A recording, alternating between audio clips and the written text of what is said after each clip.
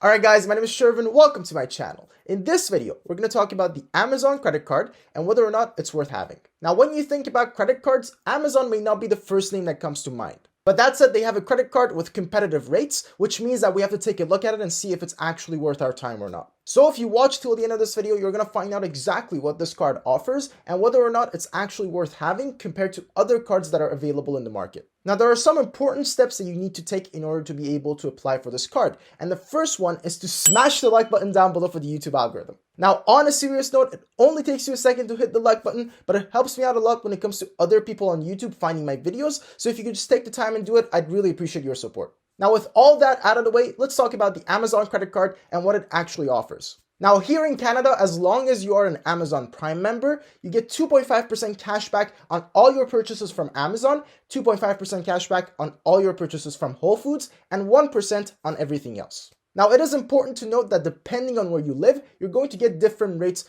on this credit card. For example, if you live in the United States, you actually get 5% cash back on all your purchases from Amazon. Now, Amazon has never publicly stated why these differences exist between different regions, but my guess is that it has something to do with what other cards are available in that market. But whatever the reason, these are the rates that you're going to get here in Canada. Now, as I mentioned before, you need an Amazon Prime subscription in order to get these rates. And if you don't have that subscription, your rates are going to be far less than that. So really, in a way, this card is really only worth having if you actually do have an Amazon Prime membership. Now, I'm not going to tell anyone to get an Amazon Prime membership just to get this card, but if you are already an Amazon Prime member, then you might as well go get this card as well, as it's going to cost you nothing on top of that. Now, let's talk a little bit more in depth about the cashback rates that you are actually receiving with this card. Now, when it comes to making purchases on the Amazon website, there's actually no other credit card here in Canada with no annual fee that can get you 2.5% or anywhere close to that. So if you are someone who buys a lot from Amazon, and let's face it, we all use Amazon at least once in a while,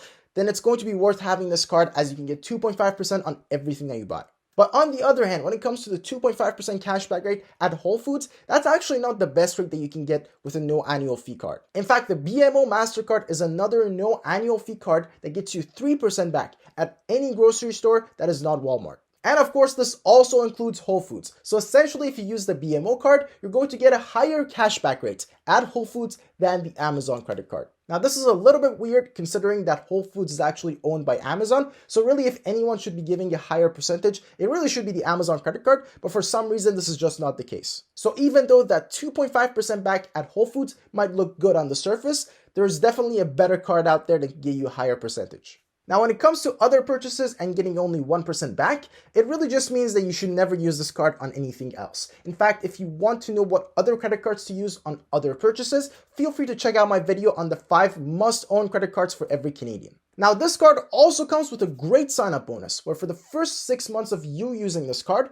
or for the first $3,000 spent on the card, you actually receive 5% cash back on all your purchases from Amazon, from Whole Foods, from other grocery stores, or from any restaurants. So really, you could be earning $150 cash back just in the first 6 months of you using this card on all of these purchases. So really, overall, this card is great for the sign-up bonus and for the 2.5% you get back from your Amazon purchases after the sign-up bonus period ends. So I would say if you are already an Amazon Prime member anyways, then you might as well go get this card for completely free and get all these amazing returns from the cashbacks and from the sign-up bonus. But on the other hand, if you don't have Amazon Prime and you don't really plan on getting it anytime soon, then I would just stay away from this card for now. Maybe take a look at it later if they change the rates in the future, or if you decide to become an Amazon Prime member, regardless of the card. And of course, once you get your hands on the card and the sign-up bonus period has finished, I would only use it for purchases from the Amazon website and nowhere else. Alright, so that's about it for this video. Hopefully you guys enjoyed that. Now, if you haven't subscribed to my channel yet, make sure to smash the subscribe button down below and join the community.